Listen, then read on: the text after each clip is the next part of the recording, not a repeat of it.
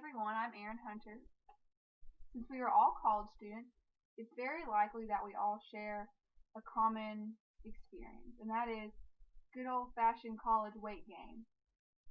What used to be called the freshman 15 is now being referred to as the freshman 30 or even the freshman 50. This is evidence that weight gain and obesity are becoming global epidemics. Through the classes I've taken at Tech and through additional research, I've learned a lot about obesity. Today, I've prepared a speech to inform you about obesity and its relation to the consumption of sugary drinks.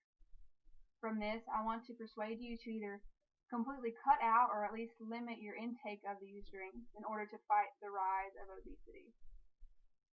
First, I'll explain what obesity is and how it's affecting the world. Next, I will discuss the top 3 obesity-related diseases. And finally, I want to talk about how sweet drinks contribute to weight gain. In the U.S. right now, the prevalence of adult obesity is around 38%. And that's not including people who are just classified as overweight. Being overweight and being obese are not the same thing. My exercise physiology textbook uses a body mass index or BMI measurement of 30 or higher to classify obesity. A BMI measurement uses a chart that creates a ratio between height and weight and what it should be. There's not a single cause for obesity. It's both genetics and environmental factors, but it's mostly environmental that really contributes to it. And obesity infects the entire world, but it's obviously predominant in North America, especially in the USA. But Mexico is very well known for its soda consumption. Tina Rosenberg from The Guardian explains that construction workers will show up to jobs just guzzling down the huge 2 and even 3 liter bottles of soda. And you'll see a baby in a stroller going down the street with a bottle filled with like orange soda. And in other areas, Coca-Cola is actually considered to have magical powers.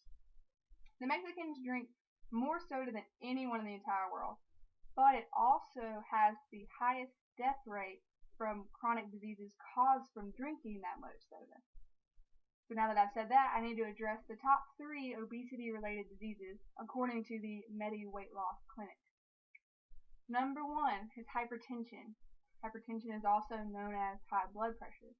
There are 75 million people affected with high blood pressure. And high blood pressure is also the primary cause of death among Americans older than the age of 25. And number 2 obesity-related disease is diabetes. I'm sure a lot of you are familiar with that. Being overweight and obese contributes to the development of this disease by making our body cells resistant to the effects of insulin, and this results in type 2 diabetes. According to the World Health Organization, of all people that have diabetes in the world, about 90% of them have type 2, which shows that almost all diabetes could be completely wiped out if people would just be healthier. Now, the last one, number 3, is heart disease. Obesity is a major factor for heart disease, and that can lead to both a heart attack or stroke. Adults that are obese will likely have a heart attack before they're 45, and teenagers before they're 35. Sugary drinks are one of the top contributors of obesity, and by cutting out sugary drinks, either completely out of our diets and just drinking more water, we can fight obesity.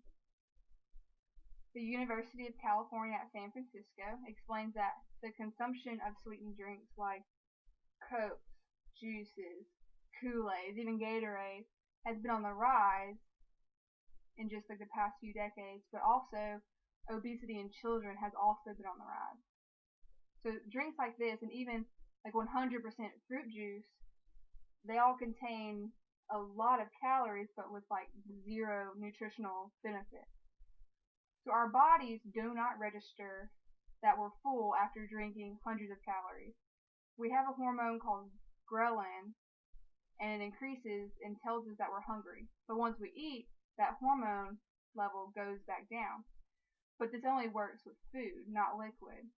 So drinking high-calorie, high-sugary drinks aren't helping our hunger, and so they're just adding wasteful calories on top of the food that we already eat.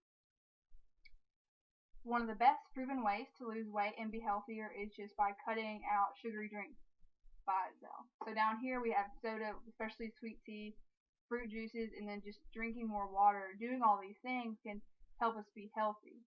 And being a healthy weight can help us or prevent us from developing all these diseases that I mentioned earlier. So today I talked about obesity and I tried to persuade you to stop drinking sugary drinks. First, I discussed what obesity is and how it's affecting the world. Next, I explained the top 3 diseases caused by obesity. And lastly, I informed you about how sugary drinks contribute to weight gain. I hope that you learned more about obesity and will think about your own health today and hopefully reach for a bottle of water next time you go to eat.